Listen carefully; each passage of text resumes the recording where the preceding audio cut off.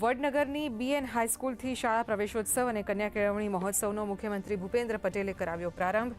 Dropout થયેલા 24 વિદ્યાર્થીઓના પુનઃ પ્રવેશની કામગીરી અંગે શાળાને આપ્યા અભિનંદન। ભૂલકાઓને અને વિદ્યાર્થીઓને ટીવી મોબાઈલનો અતિરેક ટાળવા આપી સલાહ।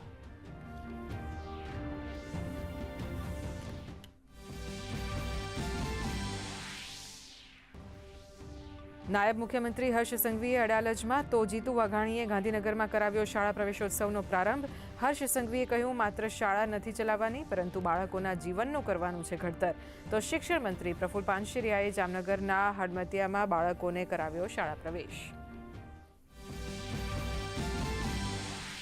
અમદાવાદમાં જળ વ્યવસ્થા અને પૂર નિયંત્રણ માટે મહત્વના વાસણા બેરેજનો કાયાકલ્પ।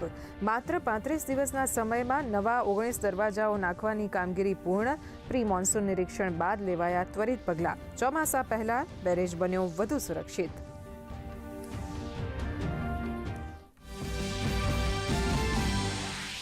પદ્મ પુરસ્કાર વિતરણના બીજા તબક્કાનું આયોજન। રાષ્ટ્રપતિ દ્રૌપદી મુર્મુ પ્રતિષ્ઠિત વ્યક્તિઓને કરશે પદ્મ પુરસ્કારથી સન્માનિત। કાર્યક્રમ દરમિયાન કુલ 65 વ્યક્તિઓને કરાશે સન્માનિત।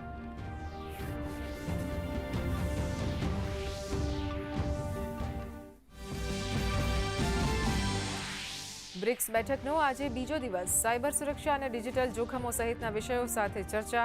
NSA અજીત ડોભાલે કહ્યું, બેઠકમાં શાંતિ, સહયોગ અને સહિયારા વિકાસ પર મુકાયો ભાર। સામૂહિક પડકારોના સમાધાન માટે બ્રિક્સ મહત્વનો મંચ।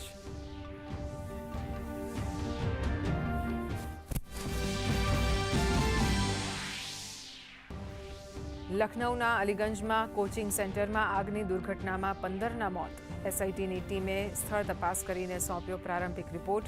મુખ્યમંત્રી યોગી આદિત્યનાથની આકરી કાર્યવાહીના આદેશ। બિલ્ડિંગના માલિક સહિત 4 સામે નોંધાઈ FIR। એશિયન બજારોમાં નબળા સંકેતોને પગલે સપ્તાહના બીજા દિવસે શેરબજારમાં 400 પોઈન્ટનું ગાબડું। ચાંદીમાં 8,000નો કડાકો।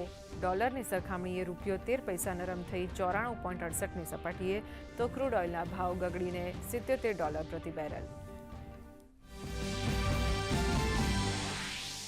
હવામાન વિભાગની આગાહી મુજબ ડાંગમાં વરસાદી માહોલ। ધુમ્મસ સાથે વાતાવરણમાં પ્રસરી ઠંડક, તો દ્વારકા પંથકમાં પણ વહેલી સવારથી ધીમી ધારે વરસાદની શરૂઆત। આજે દક્ષિણ મધ્ય ગુજરાત અને સૌરાષ્ટ્રમાં ગાજવીજ સાથે વરસાદની આગાહી, તો ગાંધીનગર 40 ડિગ્રી સાથે સૌથી ગરમ। ફીફામાં લિયોનેલ મેસીએ રચ્યો ઇતિહાસ। ઓસ્ટ્રિયા સામે 2 દમદાર ગોલ કરીને આર્જેન્ટિનાને અપાવી જીત। મેસી વિશ્વકપમાં સૌથી વધુ ગોલ કરનારા ખેલાડી બન્યા, તો ફ્રાન્સ અને આર્જેન્ટિનાનો નોકઆઉટમાં પ્રવેશ। અલ્જેરિયાને પણ નોકઆઉટની આશા।